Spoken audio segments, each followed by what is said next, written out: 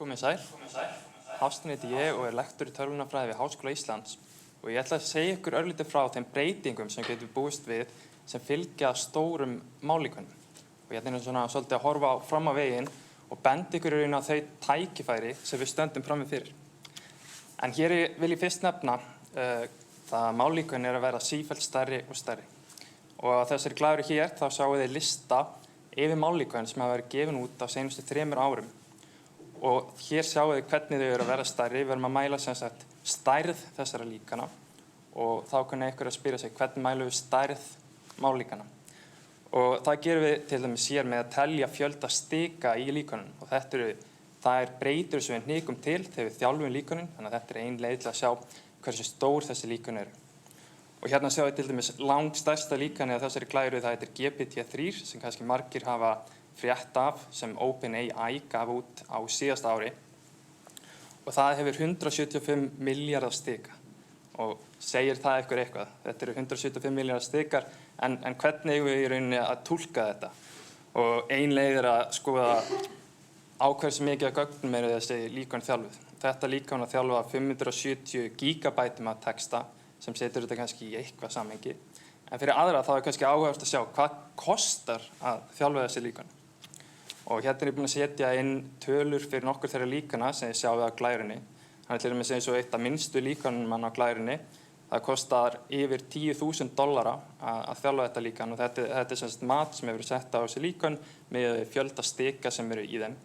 Og eins og við sjáum fyrir stærsta líkani á glærunni, GPT-3, að þá er metið að það kosti $10 milljónir að þjálfa þessi líkan. Þannig að þessi líkan eru stór, það er dýrt að þjálfa þau, en reynum að skoða þetta í aðeins öðru samhengi. Í þetta líkan, það er með 175 milljarðar stika, en ef við berum það saman til dæmis við mannsheilann, þá er það sem við ættum að bera við í mannsheilanum er fjöldi tenginga í mannsheilanum og hérna sjáum við að það er 10/14 til 10/15 fjöldi tenginga í heilanum. Þannig að við sjáum að það er ennþá 3 til 4 stærðargráður hérna á milli. Þannig að í þessum samanburði þá lítur út fyrir að þessi málíkön eru bara ansi lítil. En eins og við sáum að síðustu glæru það kostaði $10 milljón að þjálfa GPT-3 þannig að við ætlum að þjálfa einhvern tíma málíkan á stærð við mannsheilan miðað við sem sagt kostnaðinn sem því fylgir í dag þá myndi það kosta yfir $5.500 milljónir. Þannig að það verið ansi dýrt að þjálfa málíkan í dag sem er á stærð við mannsheilan. En á hverju er fólk að skoða þessi líkön? Á hverju eru þau að vera stærri? Og ég ætla aðeins að koma inn á það. Hvaða eiginleika hafa þessi líkön? Einn mikilvægasti eiginleiki sem hefur komið fram hjá þessum stóru málíkönum er sá að þau þurfa minna af þjálfunargögnum til að ná sama árangri og smærri líkön.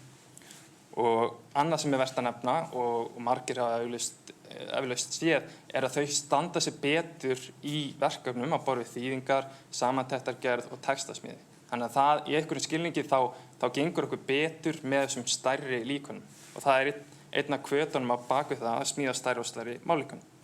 En ég held að stærsta breytingin og ég held að það megi alveg kalla það byltingu að það er það að þessi málíkön get tekist á við verkefni sem líkanum er ekki sérþjálfa til að leysa.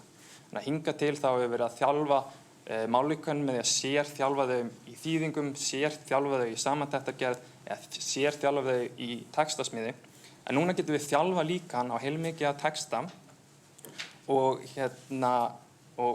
það getur gert nánast hvað sem er. Ég ætla að sýna ykkur nokkur dæmi þar sem ég hef verið að nota GPT-3 líkanið og þá sjáum við hvernig er hægt að nota þessi líkön og hérna vil ég bara benda aftur á þau tækifæri sem við stöndum fram fyrir. Þetta er held ég eitthvað sem íslenskir frumkvöðlar ættu að horfa sérstaklega á og reyna að hagnýta í þeirri vöruþróun sem þeir að vinna að.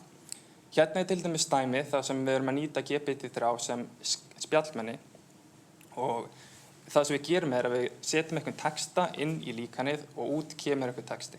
Og það sem líkanið gerir í rauninni það býr til eitthvað eðlilegt framhald af þeim texta sem við setjum inn í líkanið. Þannig að þetta er alltaf með sama hætti. Hérna erum við með einhverja stutta lýsingu af því verkefni sem líkanið á að leysa. Síðan komum við með nokkur dæmi til leysagnar og síðan býr líkanið til eðlilegt framhald af þessu inntaki. Þannig að hérna erum við að búa til spjallmenni eins og ég sagði og við segjum "Can you tell me what the 27th amendment is about?" Og þá svarar líkanið svona. Fyrst segjast það ekki vita hvert svarið er, síðan býr það til aftur spurningu, við byggum ekki til þessa spurninguna þannig að human, þetta bara úttak úr líkaninu og síðan svarar spurningunni. Þannig að kannski í einhverju skilningi verður þetta eðlilegt svar hjá spjallmenni. Það er líka hægt að búa til spjallmenni með persónuleika, með auðveldum hætti. Hérna við til dæmis að búa til kaldhæðið spjallmenni og við þurfum ekki að þjálfa þannig sérstaklega. Við segjum bara líkanið, vertu kaldhæðið.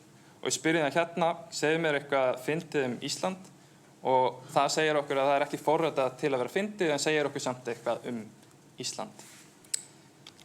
Hérna er líka dæmi það hvernig við getum notað líkanið í spurningasvörun. Þannig að við gefum einhverja lýsingu og síðan gefum við dæmi spurningar og svör og síðan getum við endað einhver spurningu sem við viljum spyrja líkanið að.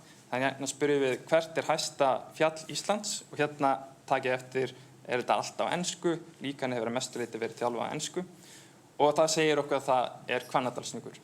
Og það kemur líka með fleiri spurningar og svör og það er bara eðlilegt framhald af því sem við settum sem inntak í líkanið. Hérna erum við að nota líkanið í málfræði leiðréttingu og hérna er semst vert að nefna að hérna erum við einungis með verkefnaframsetningu, við erum með engin dæmi og enga útskýringu og þetta er það sem við köllum í fræðunum zero shot learning. Semst að líkanið hefur ekki verið þjálfað til að gera þetta en samt getur að leyst þetta verkefni og svara semst að leiðréttir hérna inntakið rétt. En það er hægt að gera margt meira með líkanunum en með þessu líkani, til dæmis er hægt að búa til samantekt, hérna býra til samantekt á því hvað Íslendingasögur eru og reynir að byggja upp samantektina þannig að nemandi í öðrum bekk í grunnskóla getur skilið svarið.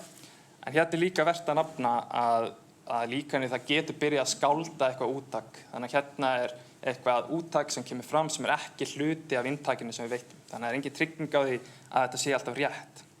Hérna erum við að reyna að þýða, þannig að gefum dæmi eitthvað ensku og eitthvað íslensku og spyrjum síðan hvernig þýðir what is the meaning of life á íslensku og þá er úttakið hérna hvernig skuli ég lifa lífið sem er kannski ekki það sem allir hefðu búist við en það er áhugavert samt að það nær samt að koma með eitthvað úttak sem við gætum samt sem áður skilið en eins og ég nefndi áðan það er engin trygging á því að þetta sé endilega rétt. Hérna er uppskrift að rúgbrauði og ég gef því eitthvað hráefni og það segir mér hvernig ég að blanda þessu öllu saman og einhver getur nú kannski farið og prófað að elda þetta heima hjá sér en ég held að það þurfa að elda þetta í aðeins meir en 30 mínútur þannig að þetta verði ætilegu rúgbrauði. En svona er þetta að gera ýmsar tilraunir með þessi tauganett og þið kunni kannski spyrja ykkur hvað erum við að fara að gera við þetta?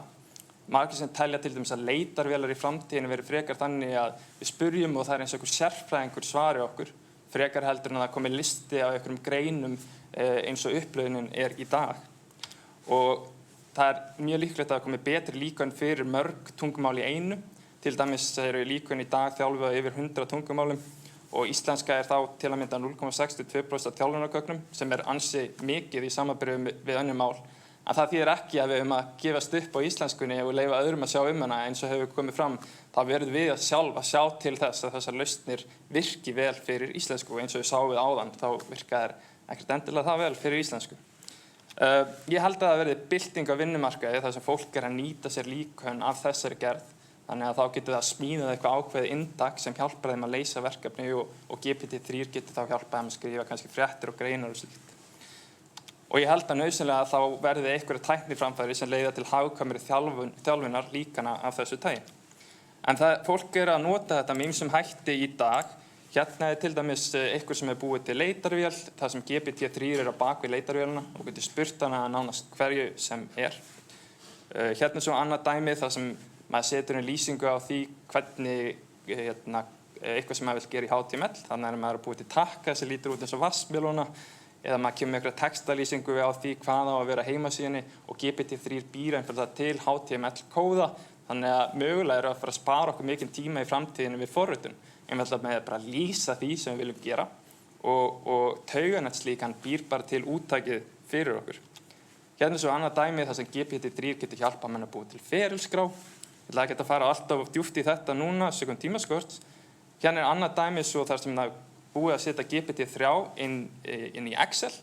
Þannig að maður er með einhver dæmi og þetta er alveg eins og áðan. Þú er með dæmi þar sem þú veist svarið. Þannig að hérna erum við að tala fólksfjöldi í einhverjum fylkjum í Bandaríkjunum og þá getum við nota GPT-3 til að fylla inn í eyðurnar ef við erum ekki með öll gögnin fyrir framan okkur. En við stöndum frammi fyrir nokkrum áskorunum. Til dæmis, hvernig tryggjum við að svör málíkana byggja áreiðanlegum upplýsingum, en ekki til dæmis falsfréttum eða einhverjum texta sem þessi líkön eru þjálfuð á netinu. Og hvernig tryggjum við svo að þessi málíkön séu óháð og þau endurspegla ekki fordóma sem má til dæmis líka finna í texta á netinu. Og þetta hefur verið rannsakað, sérstaklega til dæmis fyrir GPT-3 og það hefur komið í ljós að það eru fordómar í þessum líkönum og það bara áskorun að takast á við það og finna einhverja lausn á því vandamáli. Hvernig sýnum við síðan svör þannig að allar hliðar komi fram með sanngjörnum hætti. Það alls ekki ljóst hvernig við getum gert það, til dæmis að við erum að ræða einhver pólitísk málefni, hvernig tryggjum við að við sýnum bæði hvernig til dæmis demókratar sjá málið og repúblikanar, en ekki bara önnur hliðin. Hvernig tryggjum við síðan að úttakið eða svar tauganetanna sé skiljanlegt sem flestum, þannig að þau eru ekki einhver sérfræðingur að koma og túlka það sem tauganeti segir. Og að lokum, hvernig tryggjum við að stór málíkön virki vel fyrir íslensku? Og ég held að það sé áskorunin sem við sem fylgjumst með stöndum frammi fyrir. En ég held líka að þetta það sem við ættum að hyggja í framtíðinni. Hvernig getum við verið að hagnýta þessi líkön fyrir okkur og hvernig getum við verið að hagnýta þau til þess að byggja einhverja vörur sem getur selt út í heimi. Og ég held að þetta sé enn og aftur ég ítrykka eitthvað sem frumkvöðlar á Íslandi ættu að fara að skoða sérstaklega. En þá vil ég bara þakka ykkur fyrir áheyrnina. Ég vona að ég hafi vakið áhuga ykkar á þessu málefni. Ef þið vilja hafa samband þá getið sendt mér post á hafsteinn@hi.is. Takk fyrir.